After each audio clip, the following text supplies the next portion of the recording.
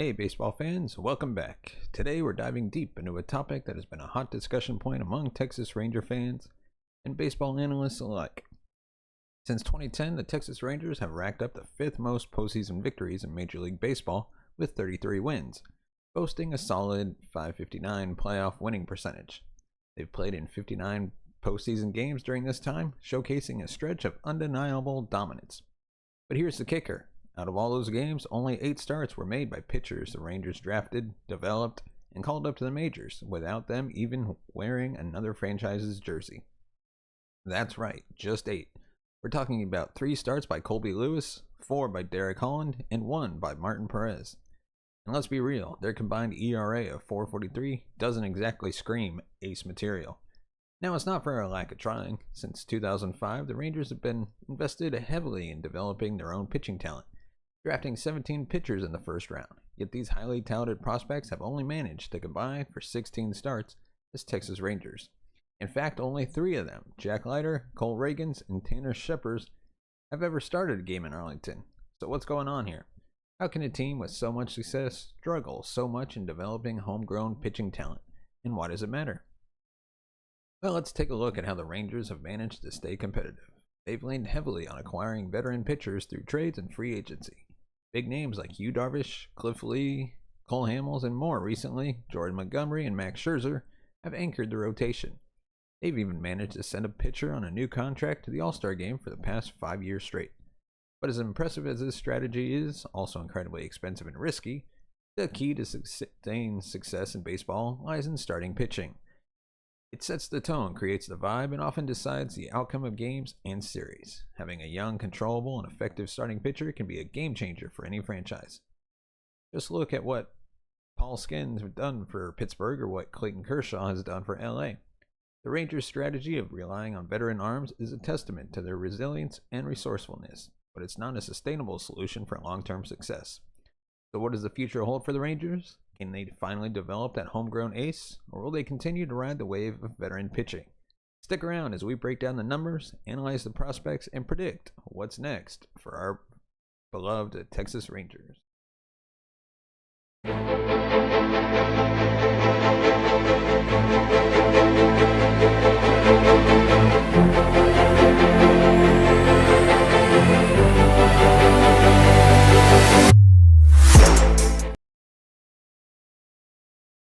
Welcome to the Talkin' Texas Rangers show. I'm your host, Larry Lease.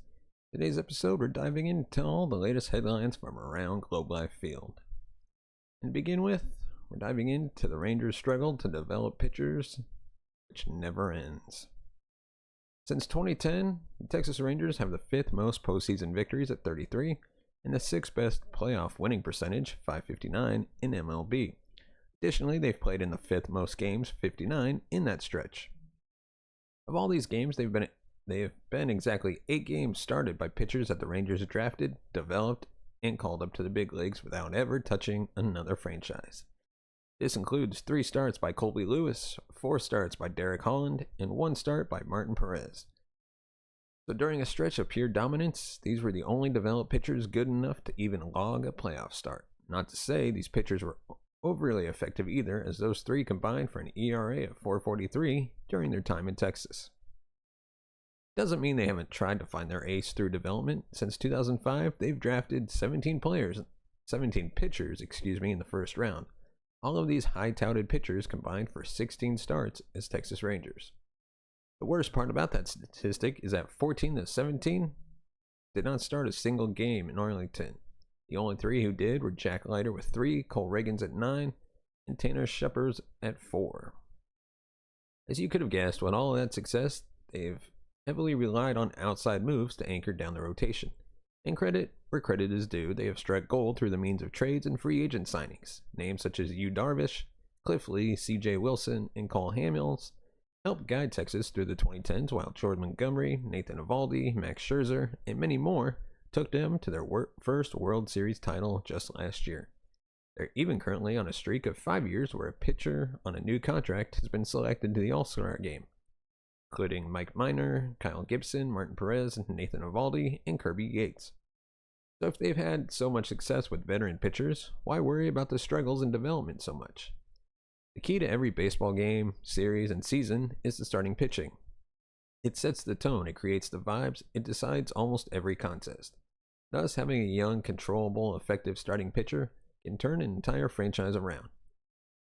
Just take a look at what Clayton Kershaw did in LA. What the Rangers do is definitely impressive, but it's also almost 10 times more expensive, and it's not as likely that you get repeated success in return.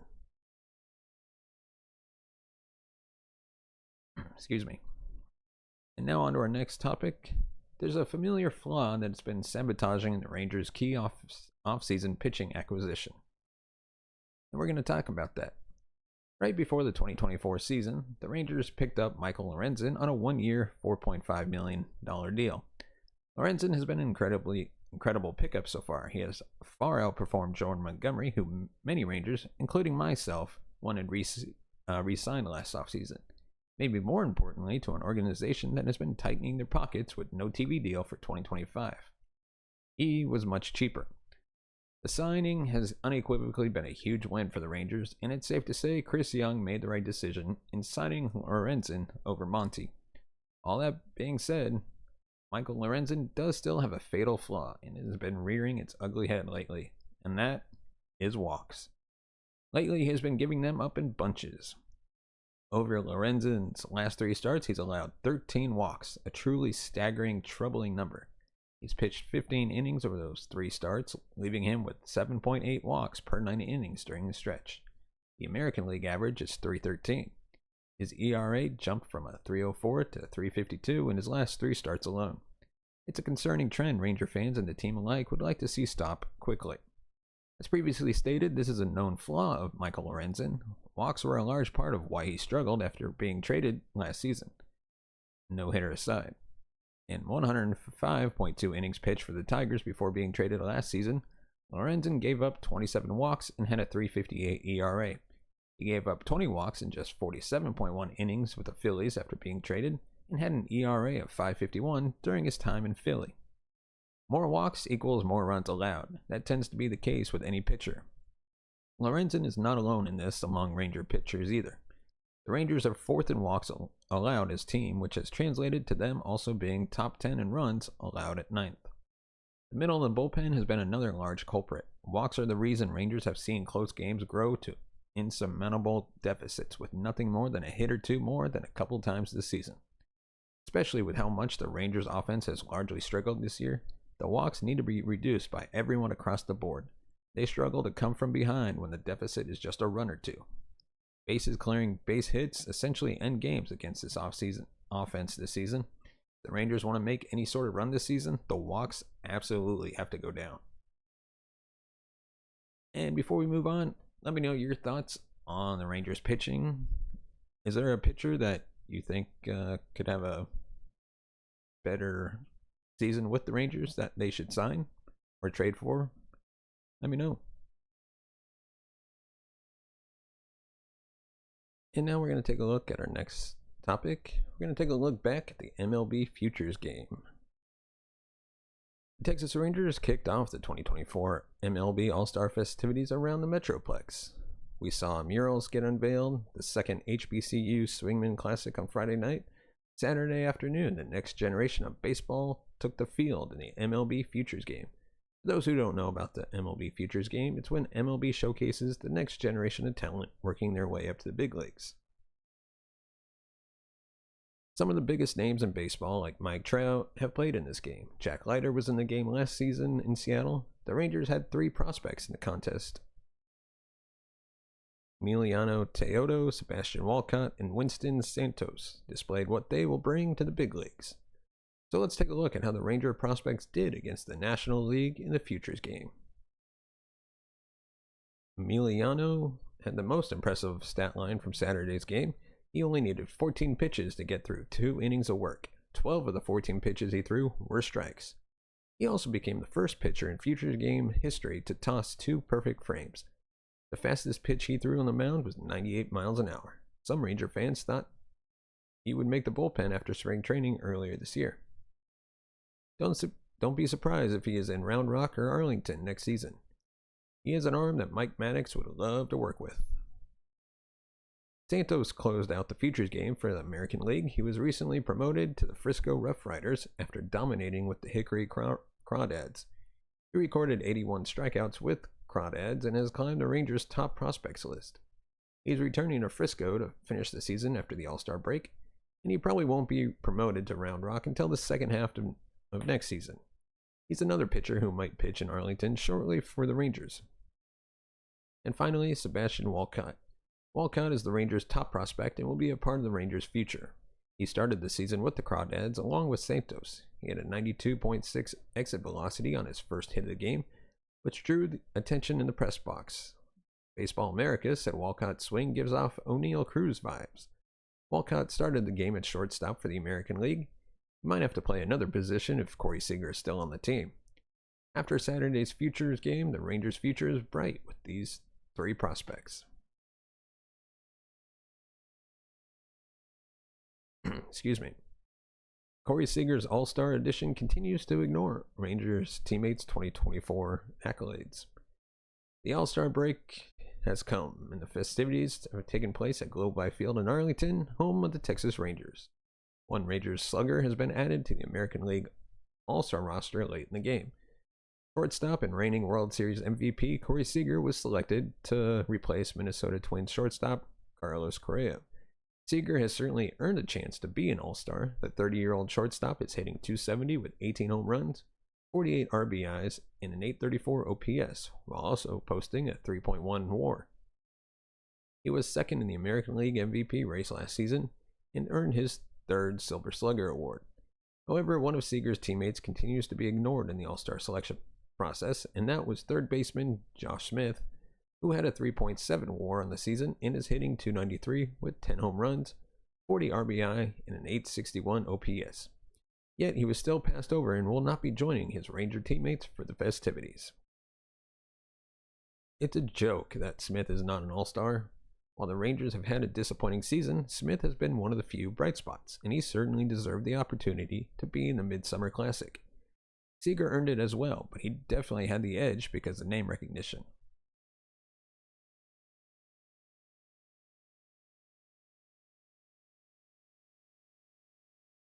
The 26-year-old Smith has bounced back nicely after a disappointing 2023 season. While he helped the Rangers bring home their first World Series title in franchise history, he batted just .185 and was mostly playing behind Josh Young, who is currently on the injured list.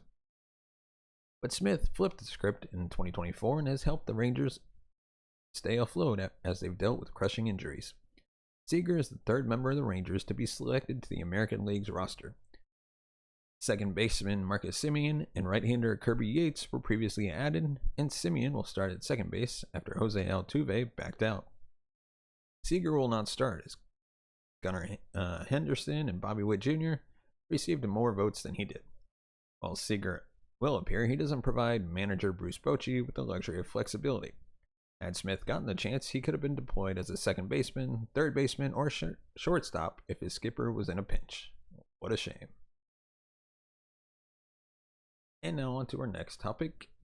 The return of Rangers' top prospect gives fans hope after failed pitching developments. One of the Rangers' top-ranked pitching prospects and former number 3 overall pick Kumar Rocker began a rehab assignment for the ACL Rangers. Excuse me. What a journey it's been. Rocker gave up 1 run in his first rehab start via a home run to the leadoff hitter. After that, he only allowed 1 more hit over the next 2 innings. While striking out 3 batters, he finished up 2 innings of work on just 15 pitches. Rocker also already touched 99 miles an hour with his fastball and it's just his first rehab start. It was Rocker's first appearance since May 11 of last season. That was Rocker's last start of the 2023 for the High A Hickory Crawdads before he was eventually shut down and underwent Tommy John surgery. Health has been the largest obstacle to Rocker's young career so far. His Tommy John surgery last year came after Rocker famously was not offered a deal by the Mets after being selected 10th overall in the 2021 MLB draft. The reasoning for this were concerns the Mets had regarding the health of Rocker's shoulder, the same one he ended up requiring surgery for. But now, 2 surgery later, Ranger fans have yet another young and seemingly healthy top prospect pitcher to get excited about. This was much needed for the Rangers and their fans, as 2024 has not brought much hope for the organization's pitching prospects. Jack Leiter had 3 historically bad starts when called up to the big club due to injuries this season, and is well behind where most hoped the former number 2 overall pick would be 3 years after being drafted. Owen White has been similarly bad in his major league appearances, while his minor league ERA has only increased each year. Brock Porter has also struggled since moving to High A. Jose Corniel had a resurgent 2023 and gave the organization a lot of hope for his future, but will now have to undergo UCL reconstructive surgery himself. He never threw a pitch in the 2024 season, which is yet another gut punch to the Rangers' pitching development. That leaves Emiliano Teodoro as the lone bright spot for the Rangers' development of top pitching prospects this season. Teodoro has been completely dominant at AA Frisco this season, with a 1.70 ERA and 89 strikeouts through 68.1 innings pitched. Fans are hoping Rocker joins Teodoro as another pitching development success story soon, and the organization needs him to, with Leiter and White trending towards reliever ceilings, Porter still being pretty young, and Corniel out until 2025. The Rangers need more than one hope for a homegrown starter in the near future. This is mainly because the current Rangers rotation is aging and expensive, which has led to many injuries and money trouble. It is not a rotation that will help the Rangers in the long term. Adding some cheap, homegrown starters, like Rocker, in the next year or two would go a long way to help the Rangers maximize their competitive window. It would also allow them financial flexibility to fill vacancies and make the rotation much less injury prone as a byproduct of being younger.